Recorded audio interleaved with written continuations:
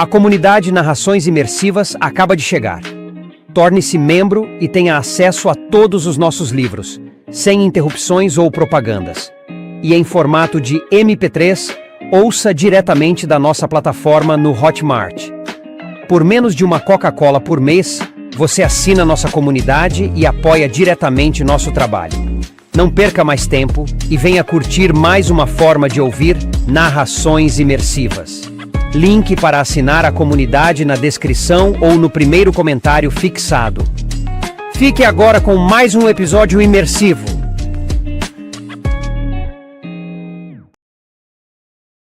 Saga Jogos Vorazes. A Esperança. Livro 3. De Suzanne Collins. Narrado por Andressa Baudet. 20. É como se, num instante, uma janela pintada se despedaçasse, revelando um mundo horrendo atrás dela. As gargalhadas dão lugar a berros, sangue mancha as pedras em tom pastel, fumaça de verdade escurece o material dos produtos de efeitos especiais feitos para a TV.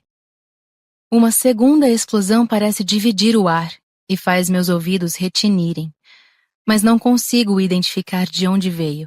Alcanço Boggs antes de qualquer outra pessoa, tento dar sentido à carne rasgada, aos membros arrancados, tento encontrar alguma coisa para estancar o fluxo vermelho que escapa de seu corpo. Holmes me empurra para o lado, abrindo rapidamente um kit de primeiros socorros. Boggs agarra meu pulso. Seu rosto cinzento por causa da fumaça e da proximidade da morte parece estar murchando.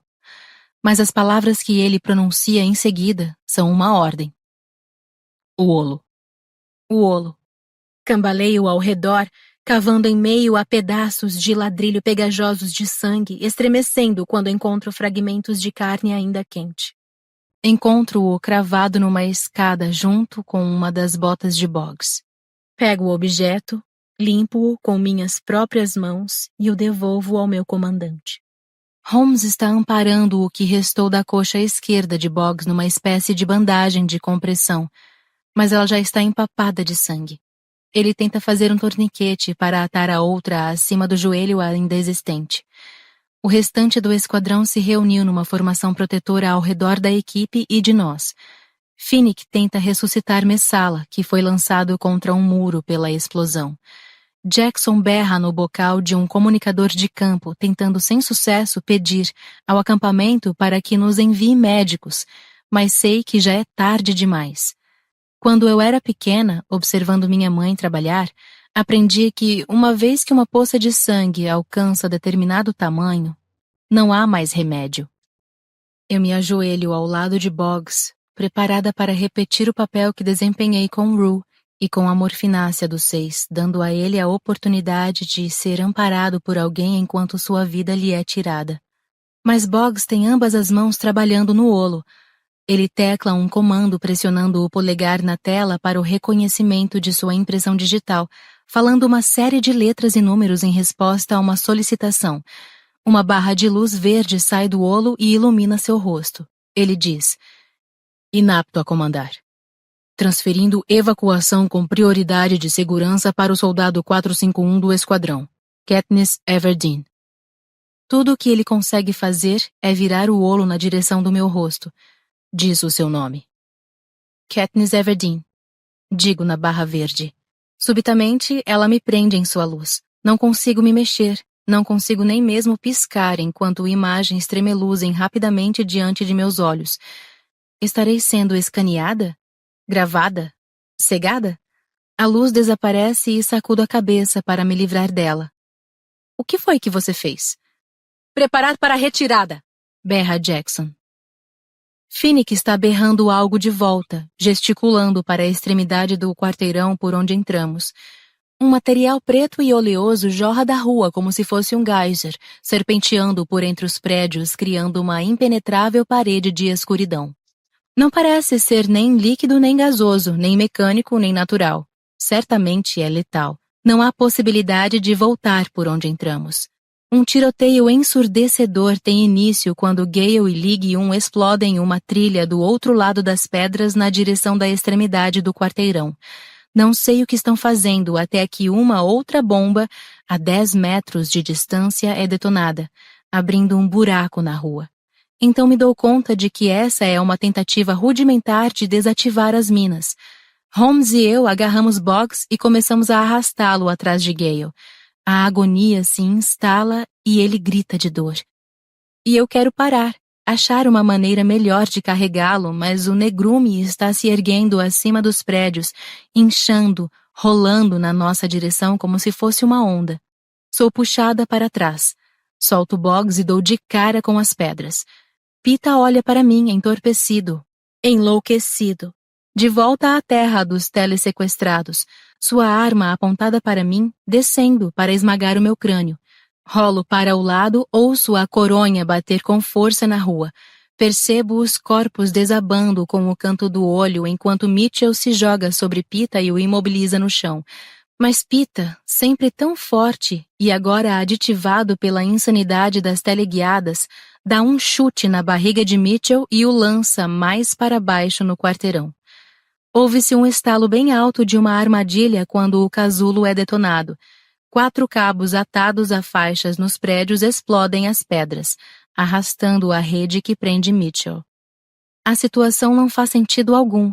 O fato de ele começar a sangrar instantaneamente até que vemos as farpas protuberantes saindo dos fios de arame que o envolvem. Entendo imediatamente. Aquilo decorava o topo da cerca ao redor do 12. Enquanto grito para ele não se mover, tapo a boca com a mão por causa do mau cheiro do negrume, espesso com textura de alcatrão. A onda atingiu o topo e começou a cair. Gale e League 1 atiram na fechadura da porta da frente do edifício da esquina e então começam a disparar nos cabos que prendem a rede de Mitchell. Outros ficam contendo Pita. Volto correndo para Boggs. Holmes e eu o arrastamos para dentro do apartamento de alguém através da sala de estar revestida de veludo rosa e branco, passando por um corredor com várias fotos de família penduradas na parede e chegando à cozinha com piso de mármore, onde desabamos no chão. Castor e Pollux carregam um Pita que não para de se contorcer. De alguma maneira, Jackson consegue colocar algemas nele, mas isso só o deixa ainda mais selvagem, e eles são forçados a prendê-lo num closet. Na sala de estar, a porta da frente é batida com força, pessoas gritam. Em seguida, passos pesados são ouvidos no corredor à medida que a onda preta passa ribombando pelo prédio. Da cozinha podemos ouvir as janelas gemendo, sendo despedaçadas. O venenoso cheiro de alcatrão impregna o ar. Finnick carrega a messala. League 1 e Cressida entram na sala atrás deles aos tropeções e tossindo. Gale! Berro. E lá está ele, fechando com força a porta da cozinha atrás de si, e consegue expelir uma única palavra. Gás! Castor e Pollux pegam toalhas e aventais para tapar as rachaduras e aberturas na parede enquanto Gale vomita numa pia amarela. Mitchell? Pergunta Holmes. League 1 simplesmente balança a cabeça. Boggs gruda o olho em minha mão. Seus lábios estão se movendo, mas não consigo entender o que diz. Inclino o ouvido na direção de sua boca para captar seu sussurro áspero. Não confie neles. Não recue. Mate Pita. Faça o que você veio fazer. Eu me afasto para poder ver o seu rosto. O quê? Boggs? Boggs! Seus olhos ainda estão abertos, porém mortos. Apertado em minha mão, colado nela com o sangue dele, está o olo. O som dos pés de Pita batendo na porta do closet interrompe a respiração entrecortada dos outros. Apesar disso, conseguimos ouvir sua energia diminuir. Os chutes rareiam e se transformam numa batucada irregular. Em seguida, não ouvimos mais nada. Imagino se ele também não estará morto. Ele morreu? Pergunta Finnick, olhando para Boggs. Faço que sim com a cabeça. Precisamos sair daqui. Agora. A gente acabou de ativar uma rua inteira de casulos. Podem apostar que nos pegaram nos vídeos de segurança. Sem dúvidas, diz Castor. Todas as ruas estão recheadas de câmeras de segurança. Aposto que liberaram a onda preta manualmente quando nos viram gravando ao ponto próprio. Nossos radiocomunicadores ficaram mudos quase que imediatamente. Provavelmente algum dispositivo de pulsação eletromagnética. Mas vou levá-los de volta ao acampamento. Me dá o olo. Jackson estende a mão para pegar a unidade, mas eu a grudo contra o peito. Não. Boggs deu para mim. Digo. Deixe de ser ridícula, rebate Jackson. É claro que pensa que o objeto pertence a ela. Ela é a vice-comandante. É verdade, diz Holmes. Ele transferiu a evacuação com prioridade de segurança para ela quando estava morrendo. Eu vi. E por que ele faria uma coisa dessas? Pergunta Jackson. Por que, realmente? Minha cabeça está girando em função dos terríveis eventos dos últimos 5 minutos. Boggs mutilado, morrendo, morto, a fúria homicida de Pita, Mitchell ensanguentado e preso na rede e sendo engolido por aquela maldita onda preta. Eu me viro para Boggs, querendo muito que ele estivesse vivo, subitamente certa de que ele, e talvez somente ele, estivesse totalmente do meu lado. Penso em suas últimas ordens. Não confie neles. Não recue. Mate Pita. Faça o que você veio fazer. O que ele quis dizer? Não confiar em quem? Nos rebeldes? Cohen? Nas pessoas que estão olhando para mim agora? Não vou recuar, mas ele precisa saber que não posso simplesmente dar um tiro na cabeça de Pita. Posso? Deveria? Será que Boggs adivinhou que o que eu realmente vim fazer aqui é desertar e matar Snow por conta própria? Não consigo dar sentido a tudo isso agora, de modo que decido apenas levar a cabo as 2 primeiras ordens. Não confiar em ninguém e penetrar mais fundo na capital. Mas como posso justificar isso? O que posso fazer para que me deixem ficar com o olo?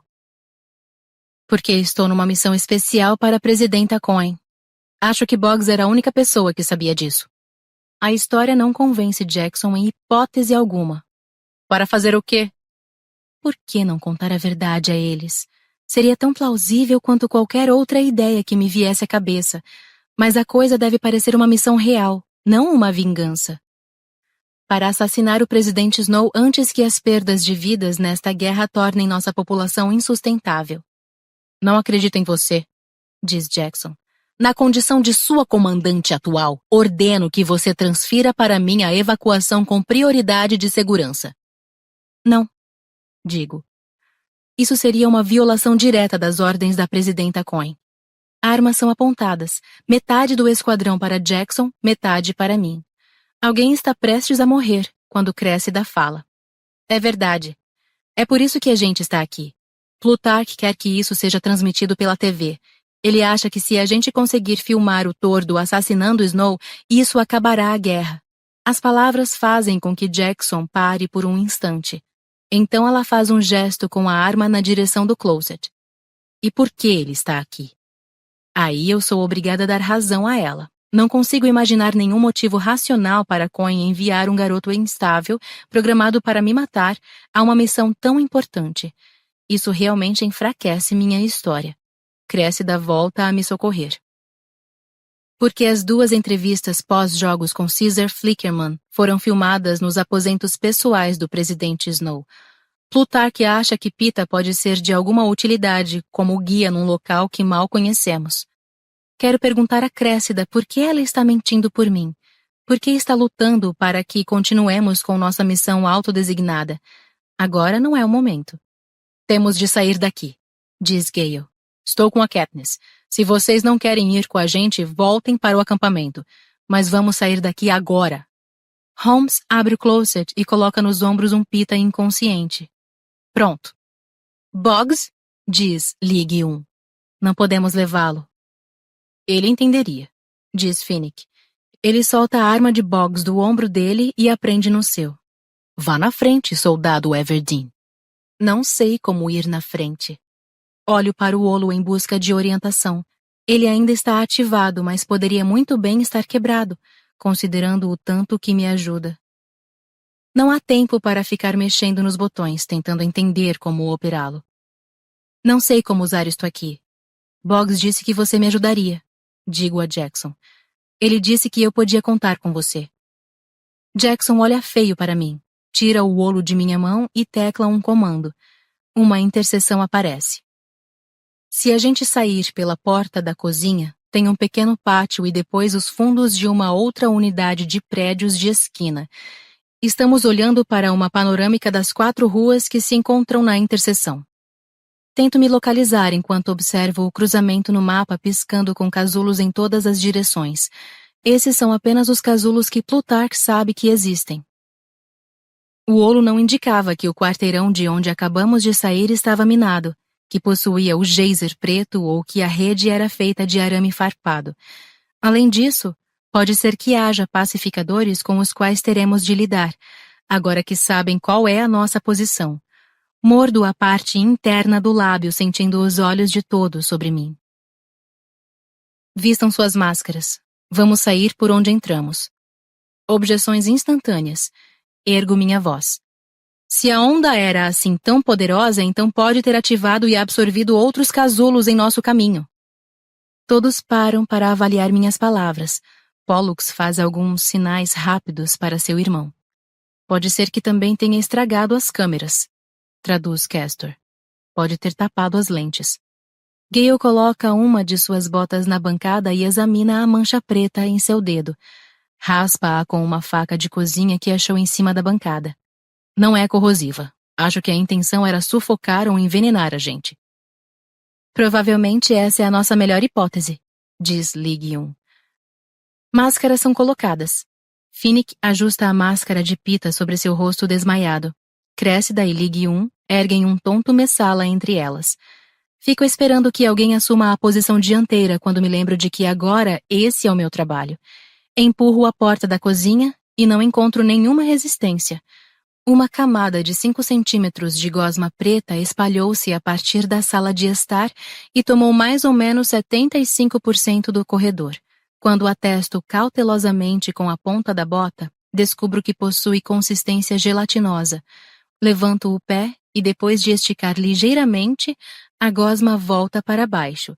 Dou 3 passos no gel e olho para trás. Nenhuma pegada. É a primeira coisa boa que aconteceu hoje.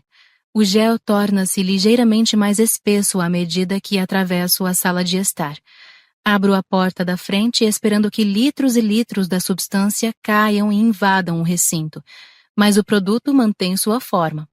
O quarteirão laranja e rosa parece ter sido mergulhado numa cintilante tinta preta que ainda não secou por inteiro. Pedras de calçamento, edifícios, até mesmo os telhados estão cobertos com o gel. Algo no formato de uma grande gota pende acima da rua. 2 formas projetam-se dela. Um cano de revólver e a mão de um ser humano. Mitchell. Espero na calçada olhando para ele até que o grupo todo esteja ao meu lado. Se alguém precisa voltar, por quaisquer motivos, a hora é essa, digo. Nenhuma pergunta vai ser feita, ninguém vai ficar chateado.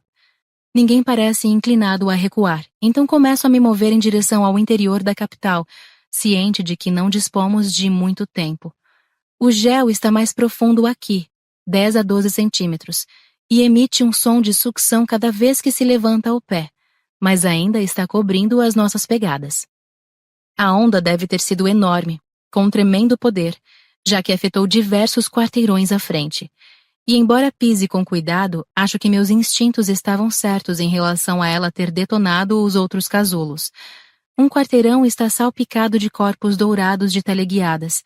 Devem ter sido soltas recentemente, apenas para sucumbir ao gás. Um pouco mais além, um prédio inteiro desabou e jaz numa pilha sob o gel. Cruzo em disparada pelas interseções, com a mão levantada para que os outros esperem enquanto procuro por possíveis problemas. Mas a onda parece haver desmantelado os casulos com muito mais competência do que qualquer esquadrão de rebeldes poderia ter feito. No 5º quarteirão, posso dizer que alcançamos o ponto onde a onda começou a diminuir. O gel tem apenas 2 centímetros de espessura, e consigo ver os terraços com sua coloração azul bebê projetando-se do outro lado da interseção seguinte. A luz da tarde esmaeceu, e nós precisamos muito encontrar um abrigo e montar um plano. Escolho um apartamento a 2/3 do caminho, descendo o quarteirão. Holmes arrebenta a tranca e ordeno que os outros entrem. Permaneço na rua por apenas 1 minuto, observando a última de nossas pegadas sumir de vista e em seguida fecho a porta atrás de mim. Lanternas dispostas em nossas armas iluminam uma grande sala de estar com paredes espelhadas, que refletem nossos rostos a todo momento. Gale verifica as janelas, que não apresentam nenhum sinal de estrago, e retira a máscara. Está tudo tranquilo. Dá para sentir o cheiro, mas não está muito forte. O apartamento parece ter sido decorado exatamente da mesma maneira que o primeiro, no qual entramos para buscar refúgio. O gel escurece qualquer luz natural que venha da frente, mas um pouco de luz vaza das persianas na cozinha. Ao longo do corredor, existem 2 quartos com banheiros. Uma escada em espiral na sala de estar leva a um espaço aberto que compreende grande parte do 2º andar. Não há janelas aqui, mas as luzes foram deixadas acesas, provavelmente por alguém fugindo precipitadamente. Uma gigantesca tela de TV desligada, mas brilhando suavemente, ocupa uma das paredes. Cadeiras sofisticadas e sofás encontram-se espalhados pela sala. É aqui que nos reunimos. Nos jogamos em cima de tapeçarias, tentamos recuperar o fôlego. Jackson está com a arma apontada para Pita, embora ele ainda esteja algemado e inconsciente, atravessado num sofá azul onde Holmes o depositou. O que vou fazer com ele, afinal de contas? E com a equipe? Com todo mundo, para ser franca, tirando Gale e Finnick. Porque eu preferiria ir atrás de Snow com esses 2 a ir sozinha. Mas não posso liderar 10 pessoas através da capital numa missão falsa, mesmo que conseguisse ler o Olo. Será que deveria? Será que poderia tê-los mandado de volta quando tive chance? Ou será que era perigoso demais? Não só para eles pessoalmente, como também para a minha missão. Talvez não devesse ter dado ouvidos a Boggs, porque é possível que estivesse em uma espécie de estado delirante que antecede a morte. Talvez eu devesse simplesmente confessar tudo, mas nesse caso, Jackson assumiria o comando e acabaríamos de volta ao acampamento, onde eu teria de prestar contas a Coin. No momento em que a complexidade da bagunça para a qual arrastei todo mundo começa a entupir meu cérebro, uma série de explosões ao longe faz com que a sala trema. Não foi perto daqui, assegura Jackson, a uns 4 ou 5 quarteirões de distância. Onde a gente deixou o Boggs, diz League 1. Embora ninguém tenha feito nenhum movimento naquela direção, o aparelho de TV ganha vida, emitindo um som bem agudo e fazendo com que metade de nosso grupo se ponha de pé. Está tudo bem, fala Cressida. É apenas uma transmissão de emergência. Toda a TV da capital é ativada automaticamente quando isso acontece. Lá estamos nós na tela, logo depois que a bomba acabou com Boggs. Uma voz ao fundo narra para a audiência o que está vendo enquanto aparecemos tentando nos reagrupar, reagir aos esguichos de gel preto da rua e não perder o controle da situação. Assistimos ao caos que se segue até a onda escurecer as câmeras.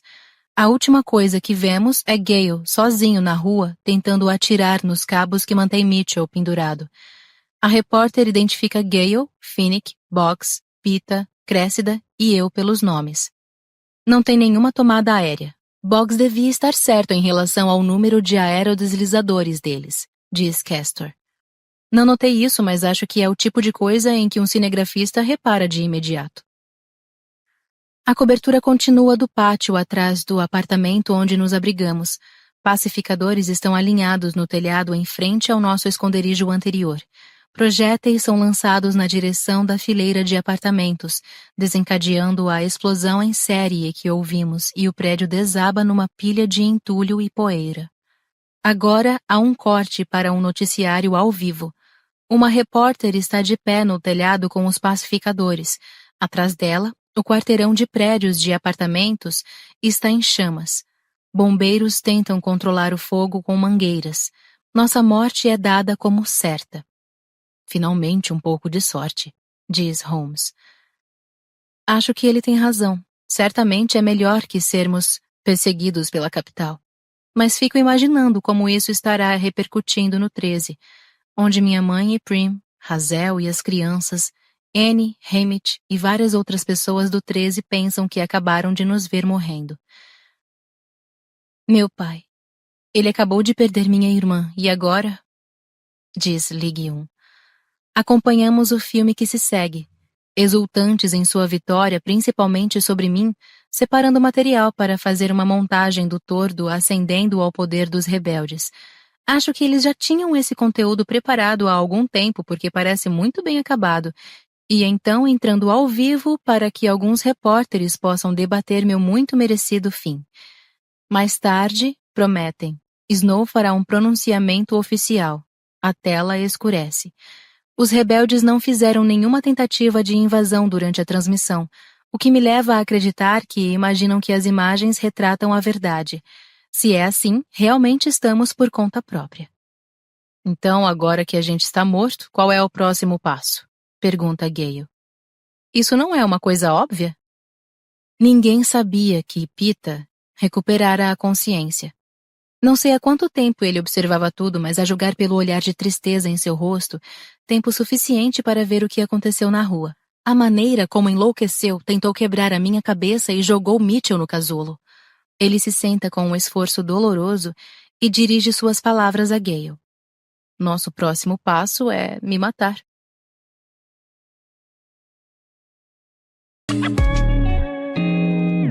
O canal Narrações Imersivas agradece por ter ouvido mais um episódio conosco. Acompanhe nossa página no Instagram e fique por dentro de todas as novidades do canal. E se você vê valor nesse projeto, considere apoiá-lo.